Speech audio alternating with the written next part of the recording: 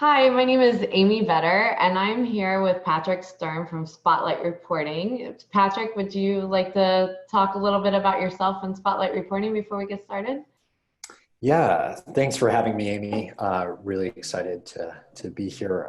My name is Patrick Stern. I'm the North American lead and senior account manager for Spotlight Reporting, and we're a reporting and advisory tool in the app ecosystem that is really geared towards helping accounting firms really raise and bring up the service level when it comes to the advisory space. So being able to scale with technology and be able to utilize our tool to provide not just reports, but forecasts and all kinds of different things that help move conversations forward with clients on growing their business. Yeah, so I wanted to talk about today just moving to what I call financial storytelling, which is also Sure. advisory services, but it's kind of a different perspective on how you look at the financials, how you explain it, how you communicate it.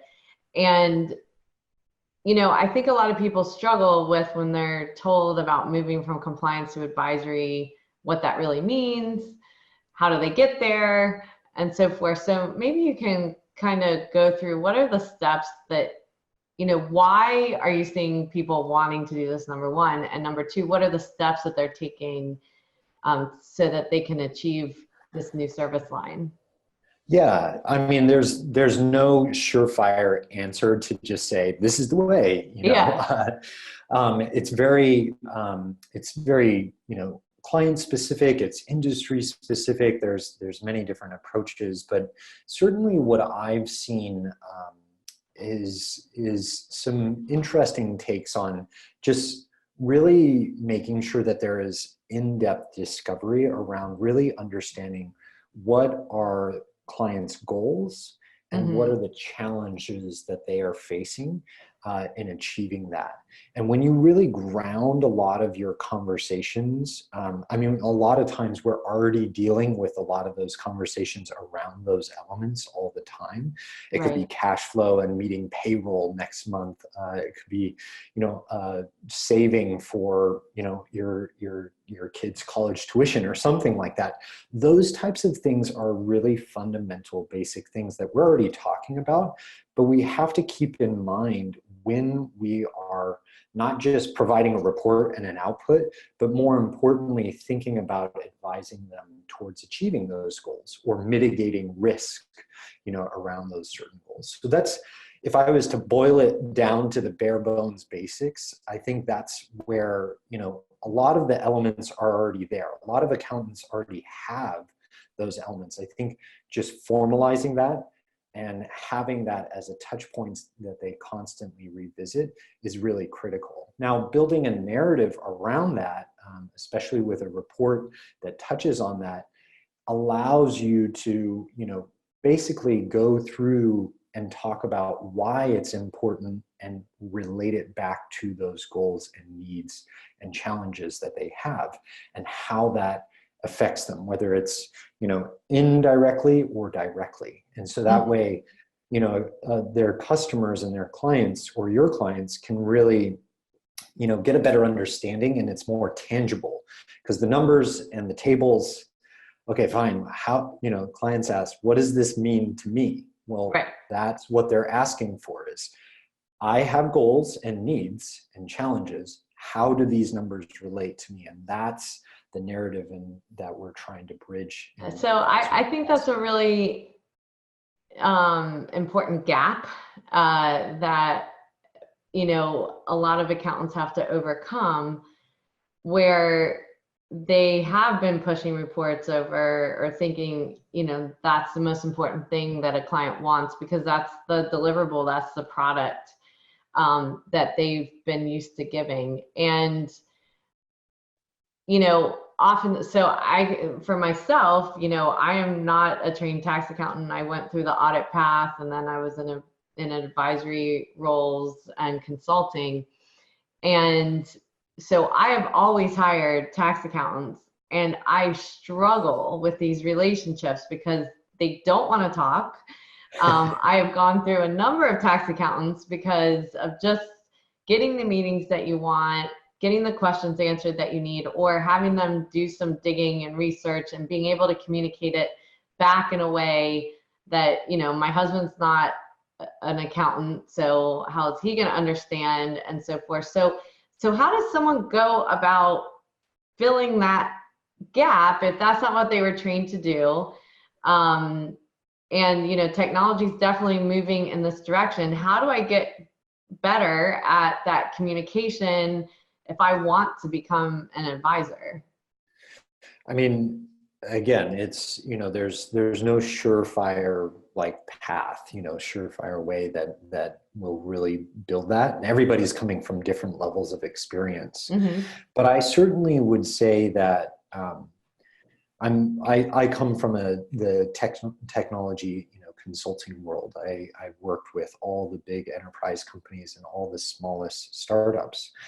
And I feel that, you know, they talk about a very iterative process going, Mm-hmm. and starting small, you know, is really important. 3 to 5 clients. Start very small. In fact, you're probably already doing advisory with some of these clients. And, you know, really just kind of committing a timeline and certain types of goals for yourself, not for your client. Again, you have to figure those out. But more importantly, like, what types of conversations would I want to introduce with these clients? And starting with, you know, clients that you have a good rapport and trust with will give you a nice foundation to make mistakes and figure things out. And you need to be willing to make those mistakes and just be like, hey, I'm trying something new, and I'm trying to better your experience and improve your service. But I need to learn a little bit. And this is a new area that I'm kind of going into. And Yeah. so, you know, opening that door and setting that expectation from the get-go really alleviates a lot of that stress and, you know, kind of angst of like, am I doing this right? Because, you know, you're doing it for them. And as long as they know that, it's like an employee that's going above and beyond. They're trying to improve that experience, you know. So from there, then you can kind of iterate and learn from that and get that feedback from your client.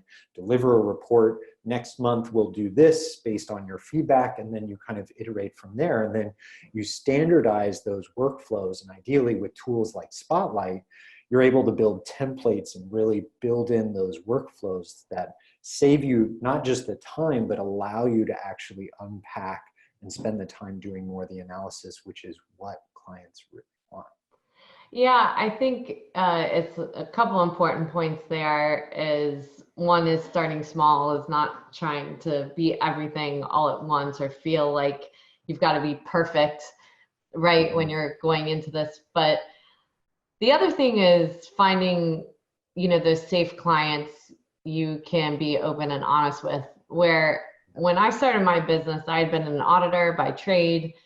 Um, I had never worked in smaller software, and originally my business was a QuickBooks. Well, I thought it was going to be bookkeeping services, and I didn't know even QuickBooks that well because I'd always worked in like SAP and I was in Fortune ERPs and 500, stuff like that. yeah, corporations. Yeah. And so I was trying to learn it. And I remember I started getting phone calls in, and they were asking me to give them advice on the numbers or understand the numbers better. And that wasn't the calls I was expecting.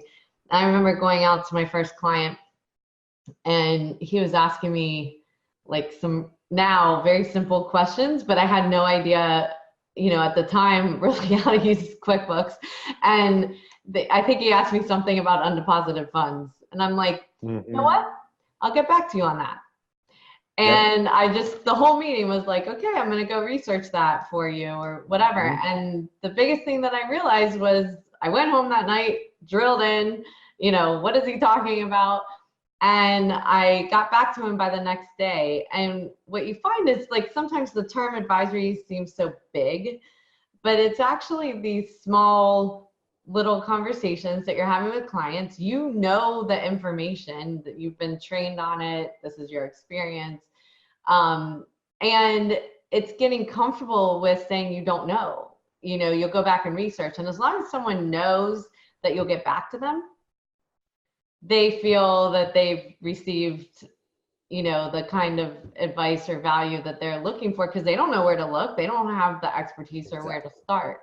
Exactly. And that, I mean, that's a perfect example. I mean, so I've worked in consulting in a very similar capacity, and I have a good friend of mine. I grew up in Hawaii, and I have a really good friend of mine who owns a roofing business. And, you know, her business is 2 to 3 million a year. So it's not huge, but it's decent, you know, and they have 20 or 30 staff.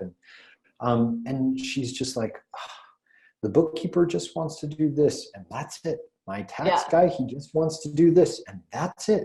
And I just need somebody to help me come at a 10,000 foot view, because I have to be in the weeds all the time, and I have to jump in and put out fires and try to think. And that 10,000 foot view allows me to look forward. And that is what, in my opinion, advisory really is in the essence, you know. And it's those little conversations like you're talking about that add an extra value. And it's honestly, it's a partial education process. And especially in the beginning, it's education together. I like that you're giving that example, is like, you have to be willing to not be the expert and be able to say, that's a great question. I know exactly where to go find out about that. I'll get back to you on that. Right. And we don't have to be an expert right away, you know. Exactly. And so I think, you know, those are the things when there's fear of technology or changing the way we've done it before, especially with something like Spotlight, where maybe all those calculations were manual in the past and now, you know, it's automated. You know, the value's in the conversation, not in the time that you spend calculating those ratios and those spreadsheets and so forth. So it's getting comfortable with, you might get asked a question you don't know, but being able to say, I will get back to you by this time, and then be ready to go do the research. Totally. And once you get those first initial customers on, again, and it's, you know, I work with Big Four all the way down to sole proprietors. And so it doesn't matter how big and how many resources, though. It usually is taking about 3 to 6 months, as far as what I've seen, for that kind of gestation process, or that evolution to take place. You're able to figure out those processes and really get things going. But once you have, again, 2 or 3 of those initial clients going, and they're doing that monthly, you know, revisit and touch base and conversation, that narrative grows, and you can share that narrative with other customers and tell them about, okay, not only are this is what's possible, but this is how I'm doing things with other folks. Is that of interest? Or use that actually as ways to advise as well. Because, you know, again, the benchmarking concept, how am I doing against everybody else, or how am I doing in the industry? It's not always necessary to get the exact industry's specific data. They just want to get a bellwether of, are we pointed in the right direction a lot of times, and then kind of build from there, you know? So it's really interesting to see what folks are. I've seen folks turn stuff around in 2 weeks, though. It's crazy once they come on the phone. That's a testament to the technology, where they're able to, okay, cool, got the templates in place, dialed in, cool. Now we just move over, and it's opening new doors, because that consolidated report that would take us a week to build in Excel now takes us 4 minutes to run. And now I can sit there and look at everything and honestly and really analyze it. Whole conversation. Exactly. No, it's great once you can start finding those efficiencies, and once you're in it, you know how to sell it. So is there anything you would like to make sure people go and watch or get more information on before we end today? Yeah, so one of the great things about working at Spotlight is, again, we just have some amazing stories and narratives ourselves with our customers. And so, you know, I think there are 2 main things that I would encourage folks to check out is, We have some great webinars and case studies of how firms, small and large, are using Spotlight. So definitely check those out. And there's a lot of resources just on our website. You go to the resource tab, you can find all kinds of things. But really the trial is probably the best place to start. Trial, throw your client's data in, and better yet, throw your own data in there. Because one of the things that I would say, Amy, is most firms are like, advisory, advisory, advisory. I got to do this. Be your own advisor first. Right. Go start a trial and put your data in and try the tool out and build your own report that you would run for yourselves. We do it for our firm. Do it for yours, Yeah. Talk the talk. Walk the walk. Totally makes sense. Yeah, so I'm really excited that you invited me on to a webinar. It's going to be on October 16th. We're going to go deeper into understanding this whole step-by-step going from compliance to advisory then, but I look forward to the webinar and talking to you more then. Sounds good. Thank you so much. Looking Thank forward you. to it.